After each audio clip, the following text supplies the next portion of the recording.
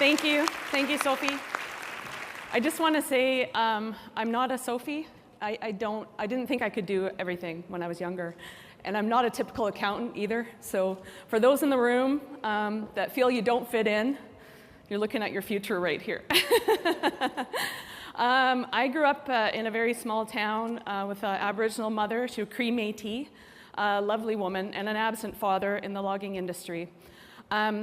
My mom struggled, and it was very difficult for her. Her grandmother, or my grandmother, her mother, went to residential schools.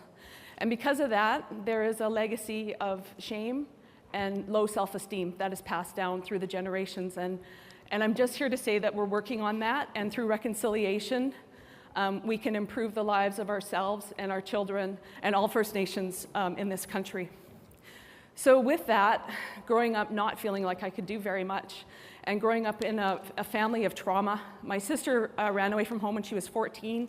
She became a heroin addict and luckily lived through it, and now counsels other people to get off those drugs. And my other sister had to raise me a lot of the time, even though she was only 2 years older than me. So we had some real traumatic and difficult times, but there was a lot of funny times too. I was just thinking about the time when my dad drank too much of his own moonshine and got his head stuck between the toilet and the vanity. And we had to figure out like how to get him out, and we were like, we can't pull him because his head's in there, and we had to lift him up anyway. So that was our lives. There was a lot of ingenuity that was required of us. So then when I was 19 or so, I went to Vancouver Community College. So I also didn't follow a path. I didn't go to university. There, I said it. And I had to work during the day and go to school at night, and VCC got me a bookkeeping diploma. And then from there, I worked on my CGA, which is now the CPA program. And I'm a damn good accountant, I just want to say that. That's one thing I feel really proud of. And I worked at Indian Affairs for 17 years, and I really tried to work from the inside and change it, and I just couldn't do it anymore. And all of my people that I met there, all the Aboriginal employees that I worked with, you know, they're still trying to do it, they're still trying to change it, and I really hope that they can. I've been at Deloitte now for 5 years, and I gotta say, I really love it there.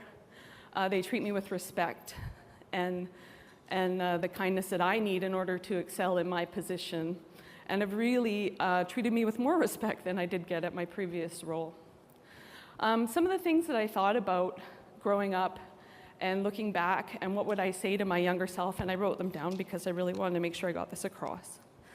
That everyone feels powerless at times, and that's okay, because it will keep you humble, because that's super important, at least to me and to my culture. That it's what you say to yourself that matters, and not really what you say to other people about yourself, because they're going to form their own opinions.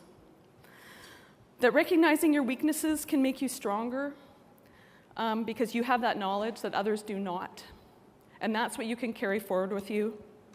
That you have more control than you think. Yes, I have a crazy family, but man, do we ever love each other, and do we ever look out for each other?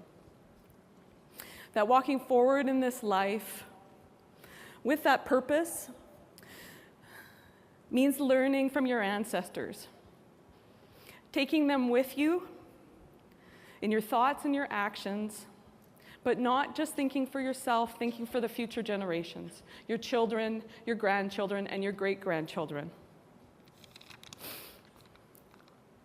Be proud of your heritage, whatever it is. Be proud of that. And what did I learn along the way? That it's okay to ask for help if you need it. That it's okay to ask for what you want. And if you need to, you don't have to always fight with everybody.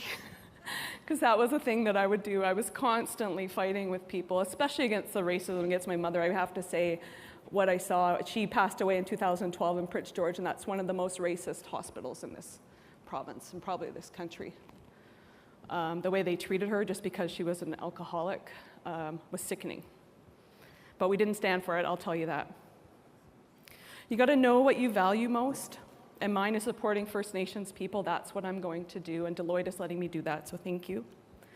That education to a point can be a societal leveler, making me the same as everybody else because, damn it, I'm a CPA, and you can't take that away from me. And I'll leave you with this one thing I want to tell you, that there have been people in my life that have told me what to do or how I need to be to fit in, and they can go fuck themselves.